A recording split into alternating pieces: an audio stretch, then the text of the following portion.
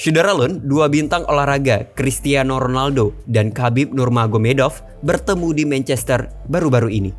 Keduanya tampak akrab pada saat Khabib mengunjungi kamp pelatihan Manchester United di Inggris.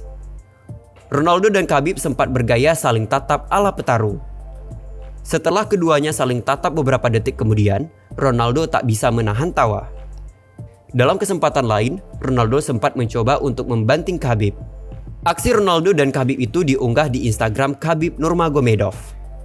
Pada kesempatan itu, Khabib juga berbincang dengan Paul Pogba dan juga mantan pemain belakang Manchester United Rio Ferdinand. Khabib Nurmagomedov menjadi tamu kehormatan terbaru di Old Trafford dan bertemu dengan Ronaldo setelah pertemuan Liga Premier Manchester United dengan Everton.